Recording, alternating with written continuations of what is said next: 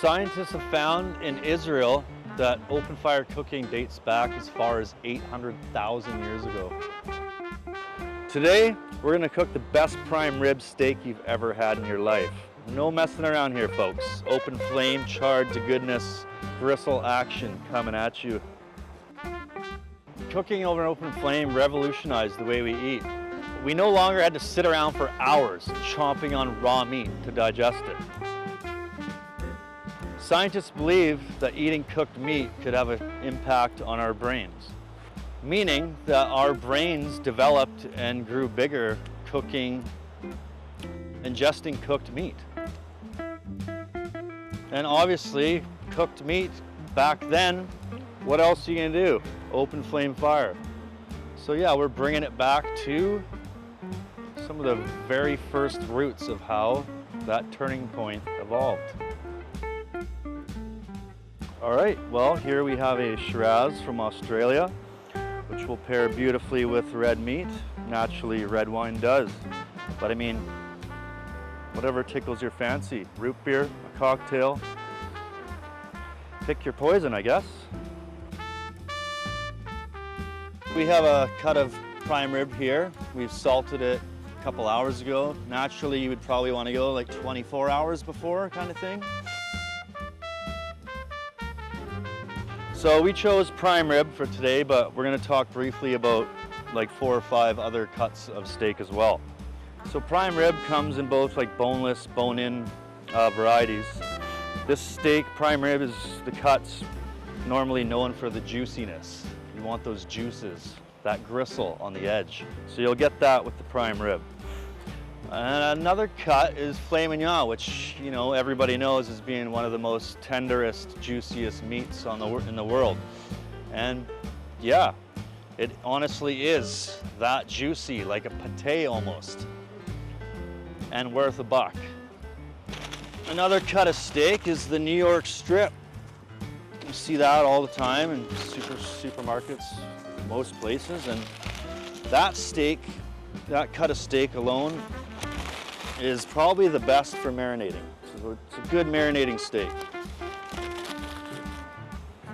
Top sirloin steaks, that's another cut. Like normally used in like fajitas, stir fries, stuff like that. It's known also to be, yes, one of the most juiciest steaks. And for that reason, it cuts nicely. T-bone steak, there's another one too. Kind of get the best of both worlds, if you will. A sirloin kind of fillet at the same time. Also the bone-in gives it that flavor, a little marrow, and something about it on an open flame too, which is a great steak for open flame too. So cooking over an open flame, you want to get the best coals you can. Like you want to get the fire as hot as possible, because the flame in fact will ruin the meat, ruin the steak, ruin the whole meal. So yeah, you want to create the best coals you can and try to evenly disperse it as possible, so you have like even heat throughout the whole grill. That's another thing too. Once you have the fire going and nice and hot, you want to get that grill in there right away. So you preheat the grill essentially. You want to throw your steak on a hot grill. Yeah, you could cook over a propane, a barbecue. You could sear it in a pan, throw it in the oven, but open flame cooking, you're not going to get the same results. You're just not. You want it a bit crispy, get that gristle and fat, nice and crisp, juicy. And you also get that wood fire smoky taste, some of the fir, the cedar, smoke. Salut. I think the thing I love most about meat is just that's how I was raised, meat and potato kind of guy.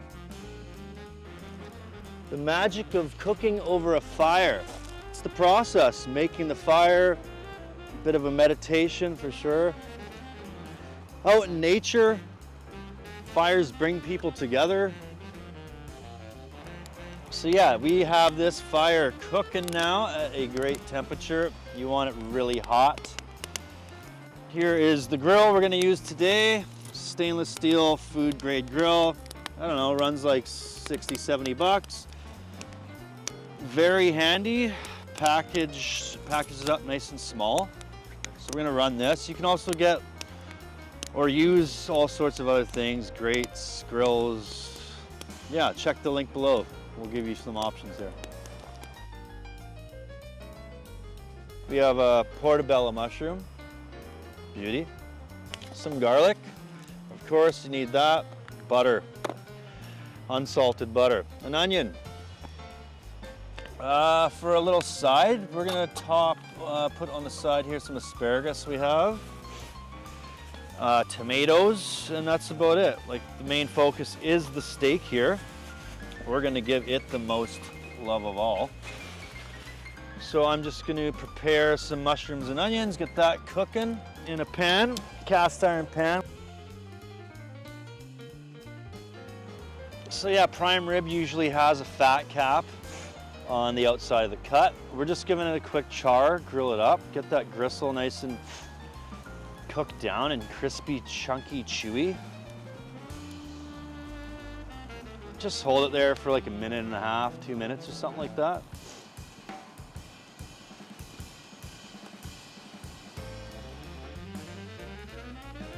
Rest the steak. You must rest the steak. After grilling, let it rest for 5 to 7 minutes roughly before cutting into it. This allows the juices to redistribute throughout the meat, ensuring a tender, juicy steak. Rare, medium rare, medium well, well done. A good way to tell a medium rare is just as soon as you start seeing blood surface on the top of your steak, you're in that zone. So we've made our fire, told you a bit of history about making fires, different cuts of meat. It's time to dig into this juicy prime rib mother baby. Here we go.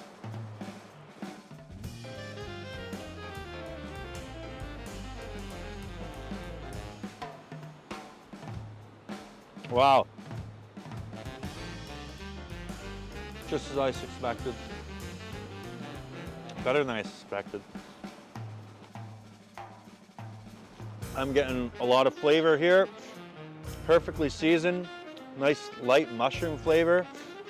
The garlic, the butter, the charred grilled action provided by our open fire. Bang on. This is a prime rib. There's no other way to do it.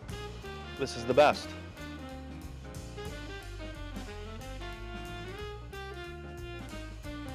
Look at that juicy goodness.